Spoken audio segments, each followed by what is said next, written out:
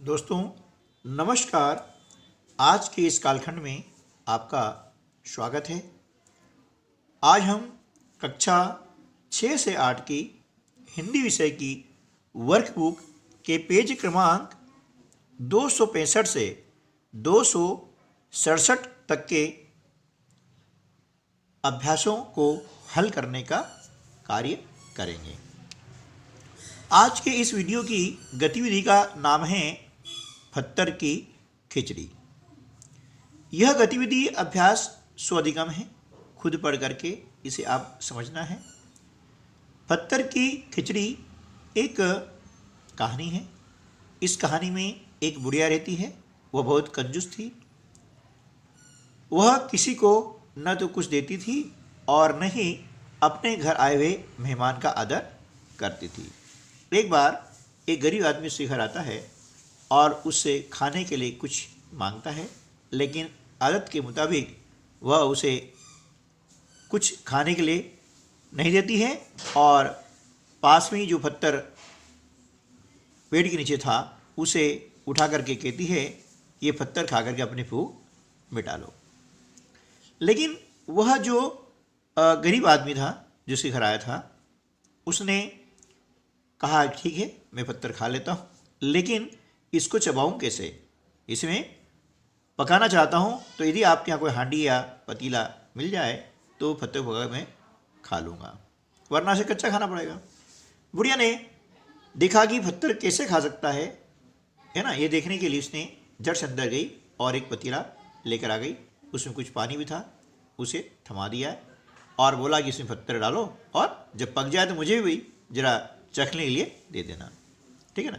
फिर उस जो गरीब आदमी था जिसका नाम था माधव, है ना, वह क्या करता है, कुछ लकड़ियाँ बटोर करके आग जलाता है और पतीला उस पर चढ़ा देता है और पत्थर भी उसके अंदर डाल देता है, ठीक है ना। अब माधव जो था वह बुढ़िया से बोलता है कि इसमें यदि कुछ नमक हल्दी पड़ जाए तो स्वाद इसका दुगुना हो जाता है। तो बुढ़िया क्या करती है, रसोई से थोड़ा नमक हल्दी मसाला आदि ले आती है और उसको दे देती है। फिर माधव इस प्रकार से चावल मांगता है, बुढ़िया चावल भी ले आती है ना। और थोड़ी देर बाद जब चावल पकने को आए हैं तो बुढ़िया के मुंह से लार टपकने लगी। तब माधव ने बोला कि माँ, इसे खाने में यदि लेना है तो इसमें आधी मुट्ठी दाल और एक करछी घी भी यदि मिल जाता है तो आनंद आ जाएगा। बुढ़िया अंदर गई और दाल और घी लेकर आ गई। उस माधव ने अवसर पाकर के पत्थर को दूर फेंक दिया और सब मिलाकर के एक बढ़िया खिचड़ी तैयार हो गई। माधव ने आधी खिचड़ी जो है बुढ़िया को दी और आधी खुद खा ली।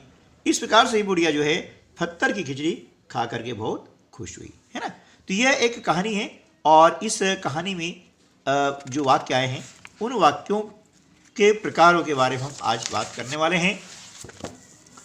पत्थर की खिचड़ी कहानी हमने पढ़ी है और उसमें देखा है कि इसमें बहुत सारे वाक्यों का प्रयोग हुआ है, जिनमें एक बुढ़िया थी, वह बहुत कंजूस थी। आंगन में एक पीपल का पेड़ था। यदि कोई हांडी या पतीला मिल जाए तो पत्थर को पकाकर खा लूँगा। ऐसे कई प्रकार के वाक्यों का इसमें प्रयोग हुआ है। तो इस कहानी का मकसद ये है कि आज हम जो है वाक्यों के प्रकार पढ़ने वाले हैं। पहले हमने पढ़ लिया वाक्य किसे कहते हैं, एक बार पुनः हम दोहरा लेते हैं और देखते हैं कि एक बुढ़िया थी, इसमें 3 शब्द हैं, 1, 2 और 3। वह बहुत कंजूस थी, इसमें 4 शब्द हैं, 1, 2, 3, 4, इस प्रकार से। अब देखिए वाक्य किसे कहते हैं ये हमने पहले जान लिया था। एक बार पुनः उसकी हम परिभाषा दोहरा लेते हैं कि शब्दों के समूह, है ना, शब्दों का ऐसा समूह जिसका एक निश्चित अर्थ होता है वाक्य कहलाता है। या हम इन्हें यूं भी कह सकते हैं कि अर्थ प्रकट करने वाला शब्द समूह वाक्य कहलाता है, ठीक है ना। जब पूर्ण अर्थ वहाँ निकलना चाहिए और पूर्ण अर्थ कब निकलेगा, जब शब्दों के समूह को निश्चित पद क्रम में रखना पड़ेगा। हम ये चीज़ भी पहले वीडियो में देख चुके हैं और सीख चुके हैं, ठीक है। आज हम फिर से थोड़ा सा देखते हैं कि देखिए एक वाक्य कोई समझ लेते हैं, जैसे वह बहुत कंजूस थी, है ना, ये वाक्य है। और इस वाक्य के दो जो हैं अंग हैं, पहले हम पढ़ चुके हैं कि पहला अंग वो होता है कि वाक्य में जिसके विषय में कुछ कहा जाता है, वह बहुत कंजूस थी। वह यानी कौन? बुढ़िया, है ना। तो यहाँ बुढ़िया के लिए कहा गया है, यानी यह जो भाग है यह कहलाता है उद्देश्य। क्या कहलाएगा? उद्देश्य, ठीक है ना। वाक्य के दो अंग होते हैं, उद्देश्य और। अब उद्देश्य के बारे में जो कहा जा रहा है कि वह बहुत कंजूस थी, है ना, यह कहलाता है विधेय, ठीक है ना। तो वाक्य के ये जो है दो अंग होते हैं, उद्देश्य और विधेय, ठीक है ना। जिसके बारे में कहा जा रहा है वह उद्देश्य है ना, जिस विषय में कुछ कहा जाता है उसे उद्देश्य कहते हैं, और उद्देश्य के बारे में जो कहा जा रहा है ना, उसे हम विधेय कहते हैं, ठीक है ना। अब अर्थ के आधार पर, है ना, अर्थ के आधार पर वाक्य जो हैं 8 प्रकार के होते हैं, है ना। कितने प्रकार होते हैं? अर्थ के आधार पर वाक्य 8 प्रकार के होते हैं, यानी वाक्य के 8 भेद होते हैं, ठीक है ना। अब उन भेदों को हम जो है समझेंगे कि वाक्य के 8 भेद कौन कौन से होते हैं और उनकी पहचान हम कैसे करेंगे, ठीक है दोस्तों। तो चलिए हम समझते हैं वाक्य के प्रकार, यानी अर्थ के आधार पर वाक्य के प्रकार यानी भेद 8 होते हैं।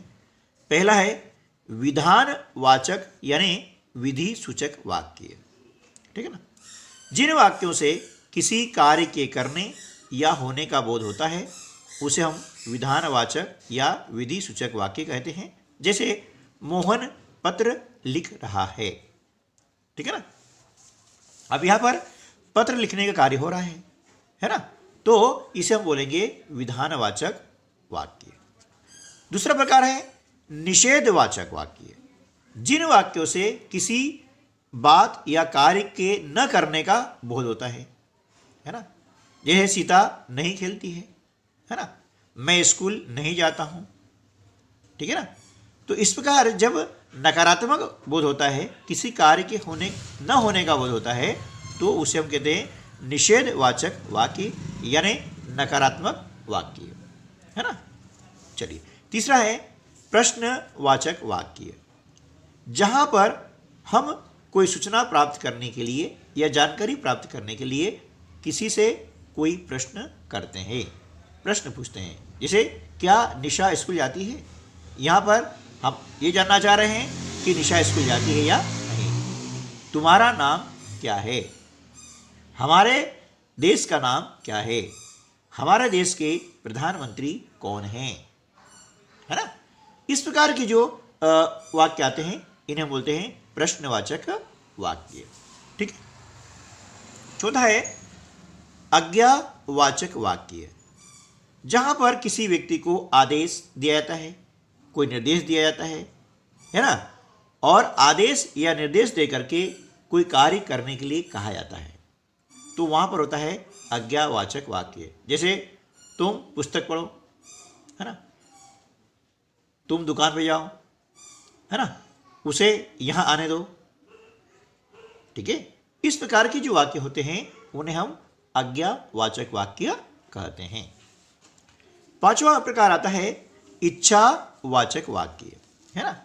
जिस वाक्य में किसी न किसी प्रकार की इच्छा, शुभकामनाएं, आशीर्वाद, है ना, आशा जैसे भाव प्रकट होते हैं उन्हें हम इच्छावाचक वाक्य कहते हैं। जैसे तुम दीर्घायु हो, है ना, भगवान तुम्हारा भला करे, ठीक है ना, शुभाशीष हम देते हैं, है ना, ईश्वर तुम्हें हमेशा खुश रखे, है ना।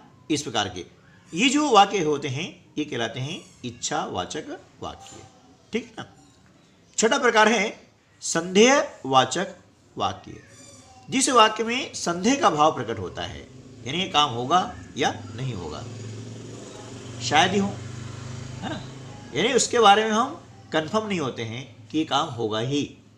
जब किसी वाक्य में संदेह का भाव प्रकट होता है तो वहां पर होता है संदेहवाचक वाक्य। जैसे शायद आज वर्षा हो सकती है ना, ठीक है, शायद यह प्रश्न परीक्षा में आ जाए। इस प्रकार के जो वाक्य होते हैं वे संदेहवाचक वाक्य कहलाते हैं, ठीक है ना। चलिए, सातवां है विस्मय बोधक वाक्य। जिस वाक्य में हर्ष यानी खुशी, विस्मय यानी आश्चर्य, शोक, घृणा जैसे भाव प्रकट होते हैं उन्हें हम विस्मय बोधक वाक्य कहते हैं। जैसे अरे तुम आ गए, इसमें हमने विस्मय प्रकट किया है, आश्चर्य प्रकट किया है। हर्ष खुशी होती है ना, वाह क्या बात है, ठीक है ना, इस प्रकार से। और घृणा, छी छी कितनी गंदगी है ना, ऐसे वाक्य कहलाते हैं विस्मय बोधक वाक्य, ठीक है। आठवां प्रकार है वह है संकेतवाचक वाक्य। जिस वाक्य से किसी कार्य के होने या न होने, है ना, कार्य का होना या न होना किसी शर्त पर निर्भर होता है। किस पर निर्भर होता है? शर्त पर। उसे हम कहते हैं संकेतवाचक वाक्य। जैसे यदि आप कहें तो मैं चला जाऊं, है ना, मोहन कहेगा तो मैं ये काम करूंगा। इस प्रकार के वाक्य संकेतवाचक वाक्य कहलाते हैं। ठीक दोस्तों, तो उम्मीद है कि आपको अर्थ के आधार पर वाक्य के 8 प्रकार समझ में आ गए होंगे और इनको अच्छे से आपने समझ लिया होगा। अब इन वाक्यों के जो भेद हैं यानी प्रकार हैं, इसके आधार पर हम अभ्यास अगले वीडियो में